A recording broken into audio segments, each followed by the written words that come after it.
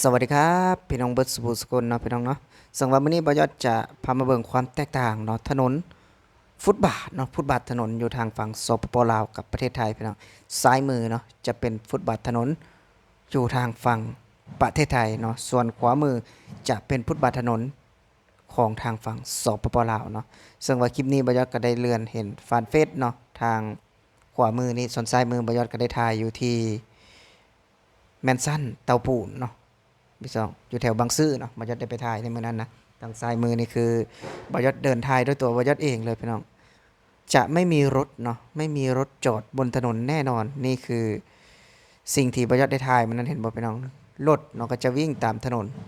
จะไม่มีจอดบนฟุตบาทเนาะริมฟุตบาททางซ้ายมือนี่แหละพี่น้องก็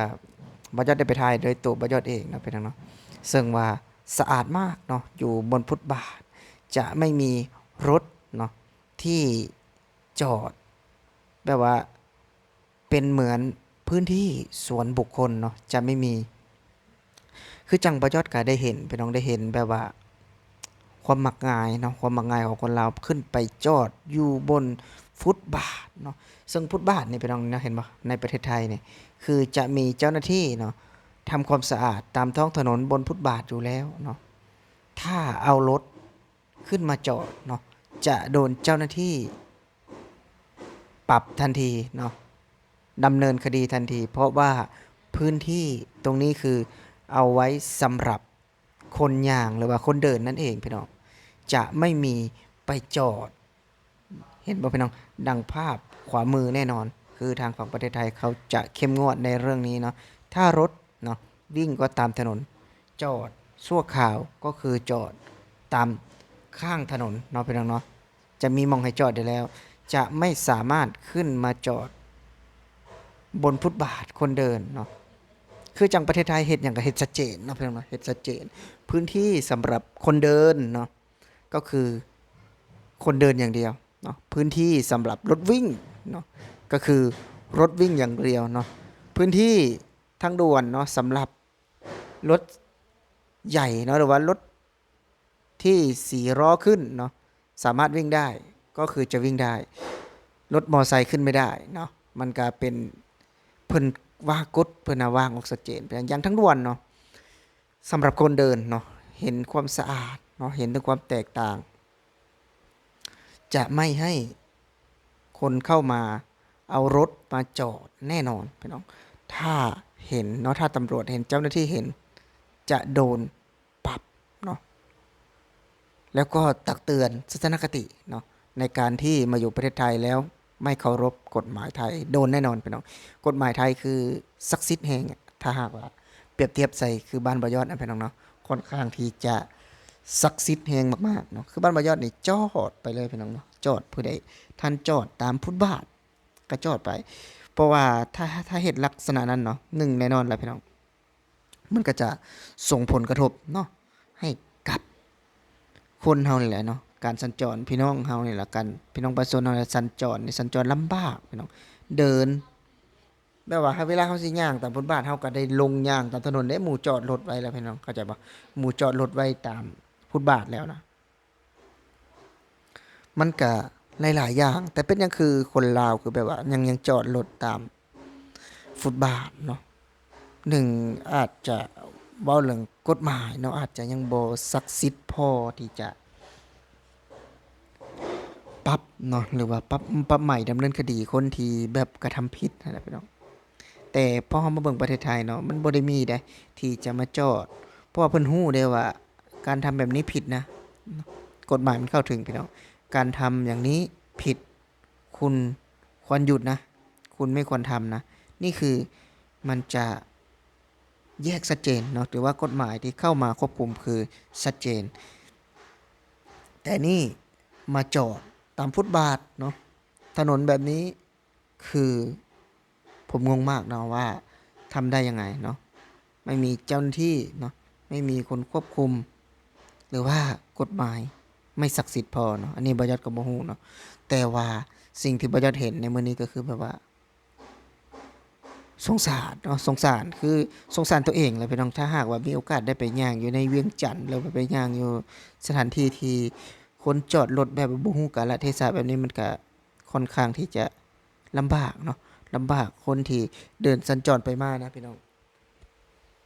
คืออยู่ในประเทศไทยเราจะเห็นได้เลยว่าสิ่งใดที่สามารถทำได้เนาะคนไทยเขาทำและสิ่งไหนที่ไม่สามารถทำได้เนาะคนไทยเขาจะหยุดเลยเห็นบ่พี่น้องเบิ่งในถนนแบบว่าฟุตบาทมันเพิ่นนี่พี่น้องสะอาดเนาะพี่น้องเนาะใบไม้แทบไม่มีเนาะอันนี้คือหัวจ่ายน้ำเนาะหรือว่าแบบว่าเวลาไฟไหม้อย่างเพิ่นก็มาเปิดเอานี่พี่น้องเนาะนี่คือสุดยอดนะในประเทศไทยทุกคนเห็นแล้วก็น่าจะ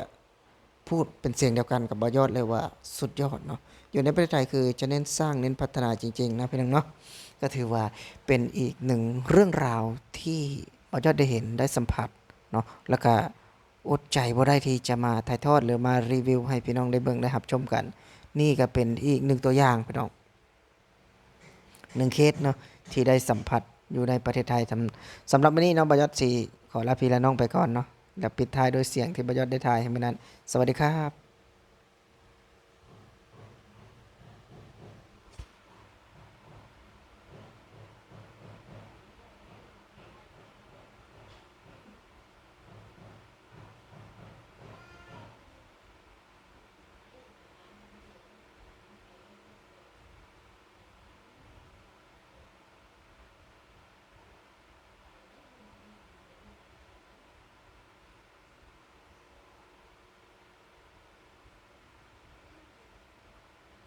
แต่ว่าประเทศไทยเพิ่นเอามาติดถนนพี่น้องความรวยของเพิ่นฟุตบาทประเทศไทยเนาะถ้าอีกต่อไปคงจะปูด้วยทองคำแน่นอนเดี๋ยวว้าวนี่คือประเทศไทยพี่น้องเขาเน้นสร้างเน้นพัฒนาจริงๆนะนี่คือฟุตบาทนะพี่น้องบ่แม่นพื้นบ้านเด้อพี่น้องเด้อนี่คือฟุตบาทเป็นบ่พี่น้องเนาะสิ่งที่เห็นเนาะสิ่งที่นำเสนอแม่นความจริงที่บ่ยอดเองเนาะก็บ่ฮู้ดอกว่าถ้าหากว่าอยู่บ้านเนาะจะมีโอกาสได้เห็นแบบนี้บ่ได้เห็นความเจริญแบบนี้บ่เนาะแต่ตอนนี้บ่ยอดอยู่ในประเทศไทยเนาะอยู่ในประเทศไทยได้สัมผัสแล้วเป็นได้สัมผัสแล้วสิ่งที่สวยงามเนาะสิ่งที่ประทับใจก็นำเสนอออกมาให้พี่ให้น้องได้เบิ่งกันเนาะเป็นเนาะนำเสนอออกมาให้พี่ให้น้องได้เบิ่งกันพี่น้องว้าวนี่คือถนนนะพี่น้องถนนเขตไอชุมชนเนาะเชื่อมต่อหมู่บ้านเนาะแต่ละซอยแต่ละซอย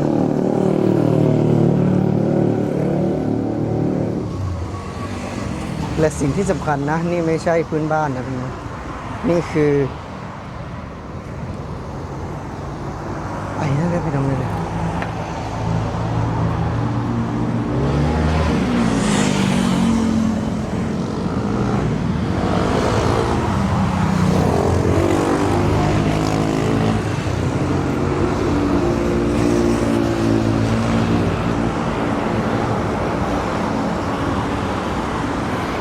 นี่คือความสวยงามของประเทศไทยนะพี่น้อง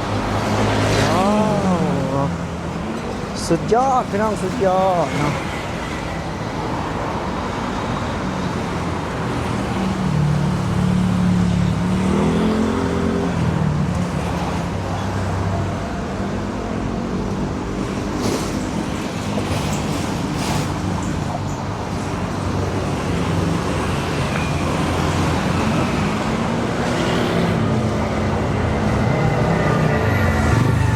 ว้าวพี่น้องเห็นบ่ความสวยงามพี่น้องของถนนเนาะก็พี่น้องเนาะทางนั้นก็จะมีฟุตบาทด้วยกันเนาะมีเล็กกั้นเพราะว่าเป็นคลองพี่น้องทางนั้นก็จะเป็นคลองเนาะอยากให้ทุกคนได้มาติดตามรับชมเนาะได้มาติดตามรับชมเพื่อเป็นบุญหูบุญตาพี่น้อง